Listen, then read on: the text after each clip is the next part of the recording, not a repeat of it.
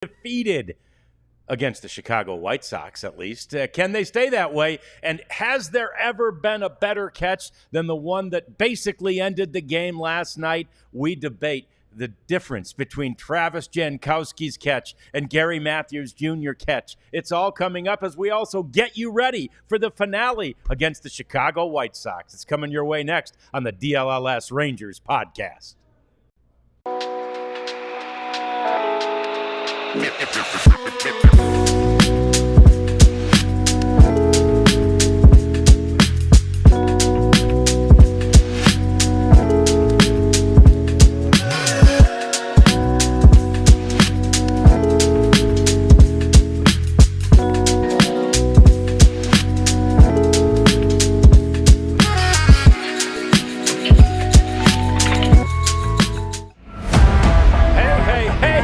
It's time to talk ball, y'all, and I don't know if there has ever been a ball that has been higher overall cost in Texas Rangers history. The Rangers sweep 2 in the doubleheader yesterday from the Chicago White Sox and a chance to make it a season series sweep today. It's the DLLS Rangers podcast. Like us, subscribe to us. John Radigan here with Jeff Wilson and the star of the show, Abby Jones, as we talk Rangers baseball. There's so much to talk about because this is the first pregame show in DLLS sports history. So, Jeff, you and I have heard this many times before. Abby's never heard this.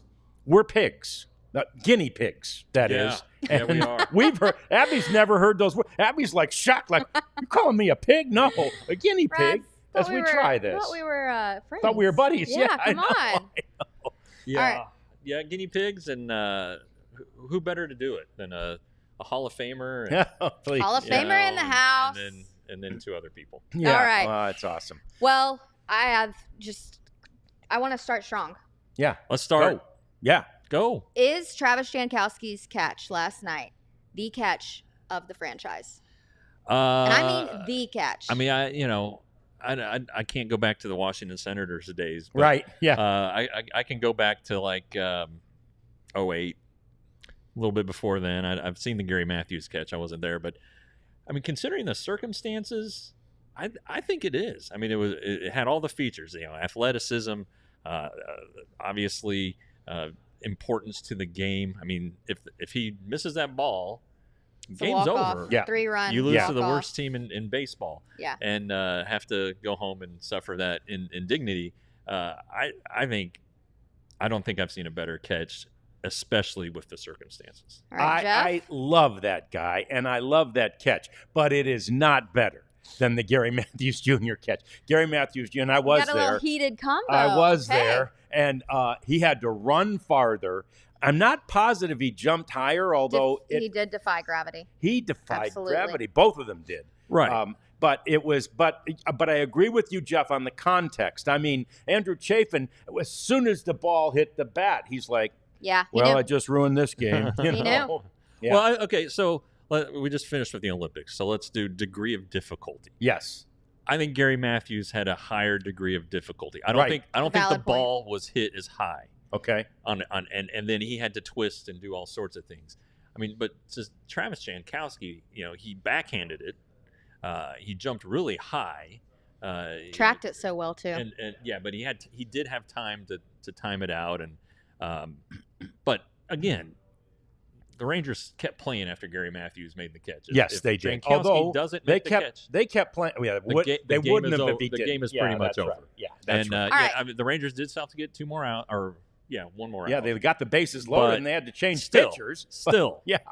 So None let of us that know happens in the without this chat. catch. Yeah. What do you think? If you think Travis Jankowski now claims the catch of the Texas Rangers franchise history, drop a star in the chat. And if you think it is Gary Matthews, let's do a baseball. Okay. How about that? Love Let it. us know. We'll do a poll and add it up. Play here. Add it Yeah. up while we're Yeah. watching the game here. But I don't know if you guys saw Chafin's post game. Oh, yeah. If Yeah. it's possible for somebody to be more funny than He's awesome. than Big country. a big country. Well, and I kind of take exception to what he said, because he said he'd never heard shit in an interview. And I know for a fact that when I was interviewing him for a story in the Rangers program, I went through a litany of curse words. So maybe he was talking about it on camera. He'd never heard it Maybe. before. Yeah. But I think that you dropped an S-bomb on him? I dropped a couple. Have you? Wow. I went a little stronger than S.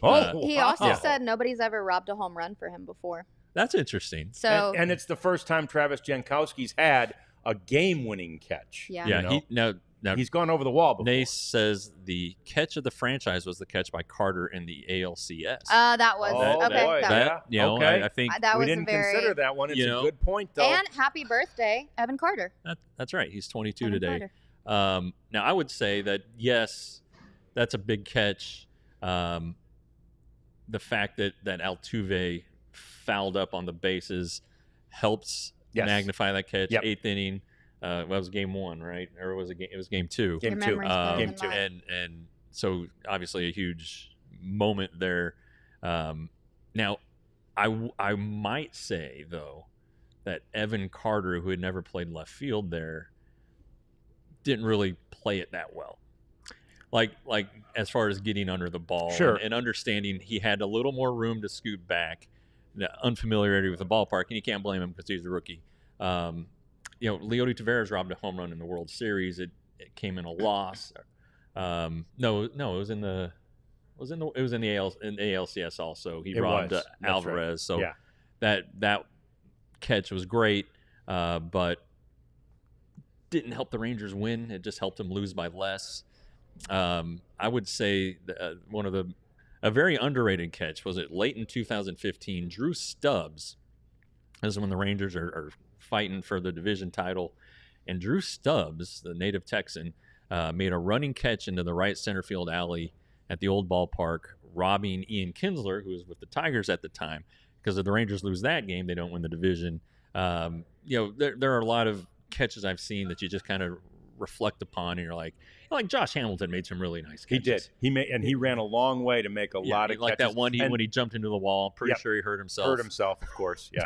But hey, and how about Eli White? Don't forget that Eli White catch in 2022. He went high over the wall and robbed a home run. So there have been some great ones. I have to think, though, 1 and 2 are the Gary Matthews Jr. and the Travis Jankowski because of context. We probably give the nod to Jankowski, but I think if you have to factor in degree of difficulty if you're looking at these things in a vacuum, right? They're just not in context. I think Gary Matthews Jr. ran farther, had more athleticism, I think, going up, not to diminish what Travis did, but more athleticism to go up and look back and catch the ball over his shoulder. But this is both why fantastic. we love baseball. Apples and oranges, right? Yeah. One's in left, one's in center. Tom Grieve always told me, too, by the way, that catching a ball over the wall is not that hard if you judge it correctly. Now, those two defy Tom's rule here. But Tom's rule is get to your spot, then jump, right? Don't be running and leaping. Now, they couldn't have gotten to their spot and jumped. Neither one, Gary or Travis. They had to be running and leaping. But in general, get to your spot and leap, and you can catch that ball. That's, and Tom was a stalwart out there, and that he says it's not that hard. But, man, those two there was degree of difficulty on both of them. Absolutely. I was watching the game with my son and mother-in-law, and we just couldn't believe it. I mean, I thought it was like, and I wrote this today at alldls.com/Rangers. I thought that Jankowski was just kind of chafing a solid and running it out and trying to make it look like, oh, hey, it's not that big of a home run. And when he jumped, I was like, oh, well, he's just doing that.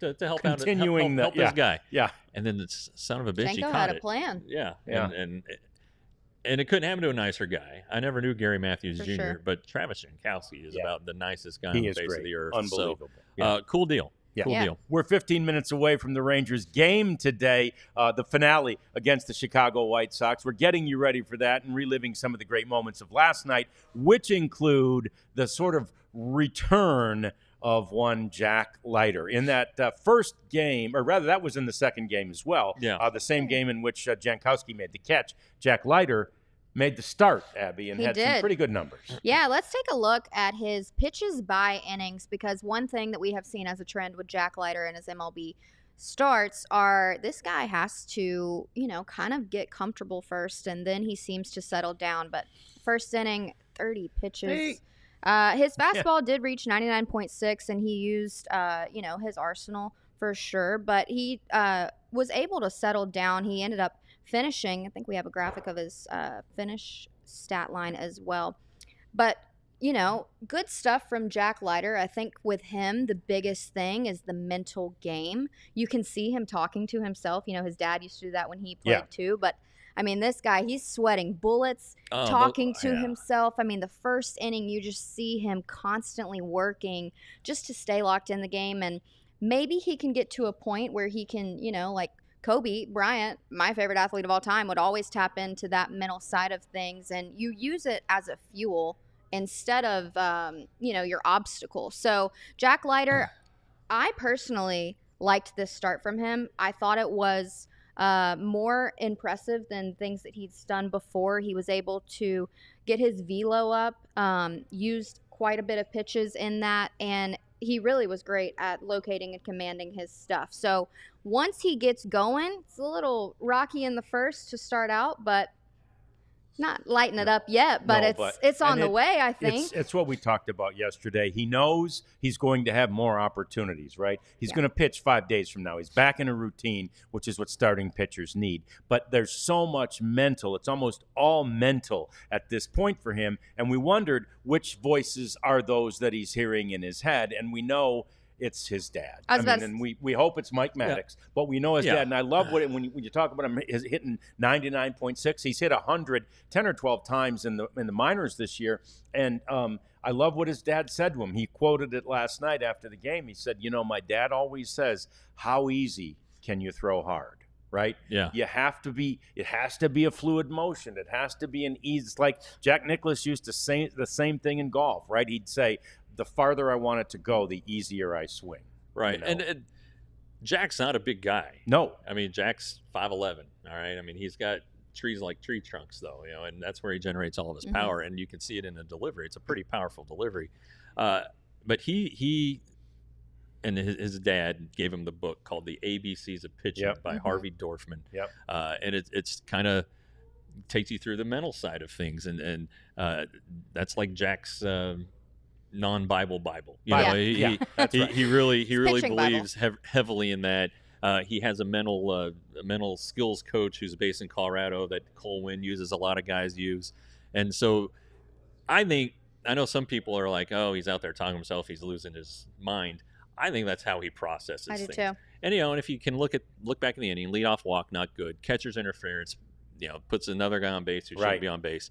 So then he's got to work. And he gets ahead of Benintendi, gives up the double. It's 2-0 after 3 batters. For him to get out of that inning was really, really good without any further damage.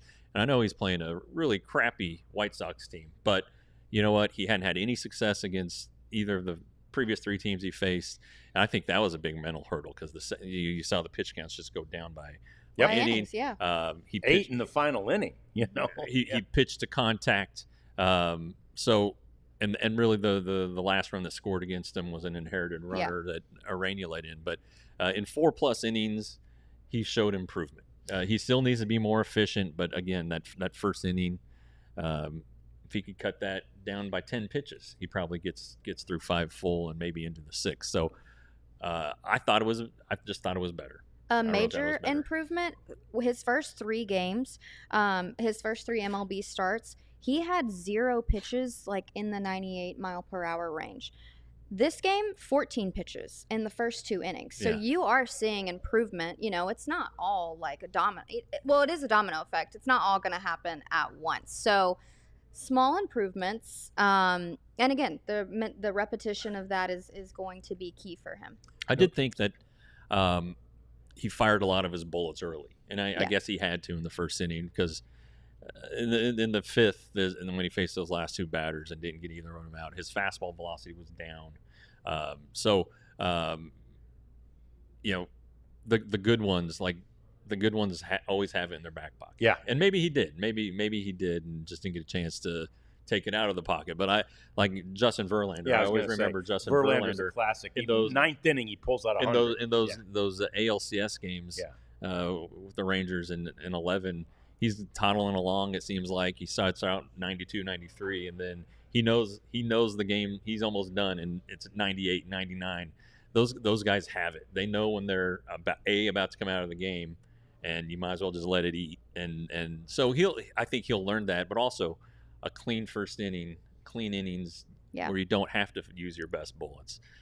His very first inning against the Tigers got out of it scoreless. Then the second inning got a little bit rough. So if he can find a way to manage those innings a little bit better. Right, and managing was important this time because if he throws 10 more pitches or fires 10 more bullets in that first inning, he's probably done. Yeah. They're not letting him go over 40 pitches. So he was, like you say, Jeff, he was 10 pitches away from making it a great inning and probably possibly a 6-inning start, but he was also 10 pitches away from not being in the game for the second inning. Correct. So, and that is where that mental approach comes in again, right? That is where he has to calm himself down. And, we're not going to know unless he decides to tell us exactly what he's saying to himself on the mound out there. It may not be, to your point, Abby, it may not be frustration. It may be, you got this. You No, you could see him. He was saying, let's pull it together. You got this. I think he speaks it into existence for himself. That's awesome. But did you see his dad sitting there?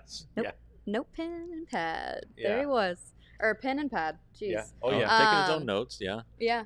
So he would be, the next time that spot comes open would be Monday. Yes. Against the New York Yankees. Yeah. Do you want Jack Leiter to start that game?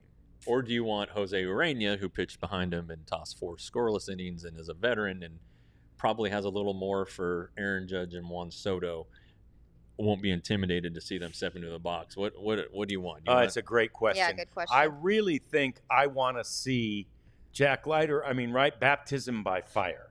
I would like to see Jack Leiter, get out there and face these guys because it's the biggest, truest test. And the reality is, in the context of a season, they're not fighting for anything at this point.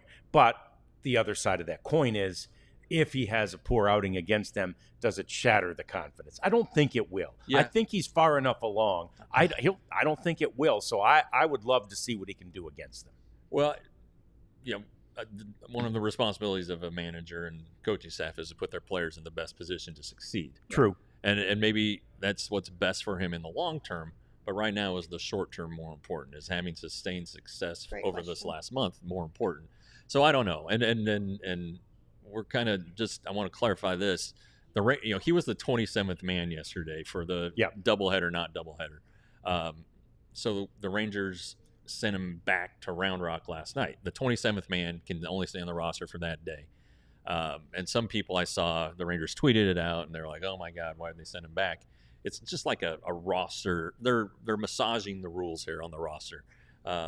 If they had kept him, they would have had to option. Mm-hmm. They would have had to officially recall him because he was not on option. He's still an option. When you're the 27th man, you're still an option. So the Rangers would have had to recall him, option somebody to the minor leagues. So since they don't need him again until Monday, rosters expand on Sunday. Right. So send him back. And by sending him back, that could be in air quotes. That could be like, sure, you're not really leaving. Stay with us, or put him on a taxi squad, whatever it is. Yeah. He'll be ready when rosters expand Sunday. He can come up. They don't have to option anybody. They don't have to play short with a reliever. This is just simple roster management. That looks like Jack Leiter's getting screwed over, but in fact, Jack Leiter's going to be just fine. Yeah. And the thing is, if you're as a manager, and I think Boach, you're right. Boach is, as any manager would, going to put a guy in as good a position as he can to allow him to succeed. But you do have the confidence thing, which, again, that's a double-edged sword because if my manager doesn't even have confidence in me to face the Yankees, why should I have confidence? I mean, it's like a double-edged sword if you don't play him. So it's a very interesting decision, and it's why we don't make them. It's why Bruce Bochy does. He's done it so well. He's pretty good at making decisions. Yeah, he's done it pretty well over the years. I trust Boch. Fantastic. We're about 5 minutes away from saying so long for now as the Rangers get ready to play the White Sox. We do want you to chat along with us. Send us your thoughts in. I saw Stats has sent something in about the pitching rotation and talking about different guys in it. And we do want to talk about DeGrom and Molly, although we may not have time this show because we do have to get to Kumar Rocker last night. He pitched at AAA. Oh, my goodness, was Rocker rocking. He is lights out. Unbelievable. Lights out. His debut at the AAA level. Take a look at this. 10 strikeouts. And no walks. No walks. No walks. That's 67 pitches. And the only hit was an infield hit. off of him. Off him. He Yeah. deflected it. Yeah. Yeah. I mean, that's taking me back to his college days. He is just nasty. And, for him to just have this much confidence in his debut, I mean, what do you see for the road for him? Oh, my gosh. I mean, he, because again, and Jeff, you remember this well, but their draft year in 21, it was like, who's better? Is it, there were teammates. Is it Rocker or is it Leiter? Who's better? Who's better? And, ultimately the Rangers decided to pick Leiter, obviously. But for much of that year, it appeared that Rocker maybe had a higher upside. Well, I think at the start of the the draft cycle, Rocker was the consensus #1 pick, and he pitched okay for Vanderbilt, but his velocity went down. There were whispers about he's injured, and so it ultimately cost him in the draft order, and ultimately he got picked but didn't sign. But if you look at what he did, he pitched longer in college than Jack Leiter did. Yep. So he had more college experience. That's forgotten about Leiter. And he had that game where he, what was it, in the Super Regional? Yeah. Yes. Where it was a no-hitter with 19 strikeouts. Yeah. They all came on the slider too. And if you saw his slider, if you've seen any clips from last night, his it's slider, disgusting. he was making these guys look foolish. Oh, so much. And it just disappears. And apparently he calls it a curveball, whatever. Yeah. Whatever it is, it's a breaking pitch that these guys really have. Nobody has figured out how to hit in the minor leagues. And I think the debate has come up. Does he need to pitch in the majors this year? I say no. No. Because he is still coming off of Tommy John surgery. He's not on the 40 Not man. on the 40 man. He does seem unflappable. It seems like he would handle the stage, but I still just think that it's not the most important part. guard against it. Let him come to spring training. Yeah. Maybe that makes him hungrier if Plus, he doesn't get a they call only up. want him to pitch 50 innings this year. He's at 31. Yeah. So I'm not bringing him up for 19 innings. DeGrom is going to make another start on rehab. Yeah. I kind of flirted with the idea of him starting Sunday for the Rangers, so he's going to make at least one more Sunday at Round Rock. Maybe Oklahoma City will have a little more something for him. Seen him the second time in a week, but things are looking pretty good on the pitching front for once in the minor leagues. Also, he retired 15. Kumar Rocker retired 15 of 16 hitters he faced, and went over the minimum. 7 strikeouts were swinging. Yeah, that's so nasty stuff. Yeah, and one of the he faced 2 of the top prospects in the Dodgers organization. One of whom is like their top prospect, like Dalton Rushing. It's 6th overall in baseball. Yeah. So truly an amazing performance by Kumar Rocker. Jeff mentioned DeGrom is getting closer and closer. The Rangers are going to send Nathan Eovaldi to the mound today. That is their ace, has been their ace for the last few years. We'll have lots more, obviously, on him and on his start coming up on the post-game show today. For now, it's time for us to send you to Rangers baseball. They're on Bally Sports this afternoon, so check them out over there. And as soon as it's over, just jump back over here. Come hang out with All-City us. Sports and hang out with us. We're going to sit around here for an hour, and we're just going to talk about the game. We're going to have fun. We appreciate you joining us. We will see you after Rangers baseball. Hoping for the sweep. We all silly like the mayor.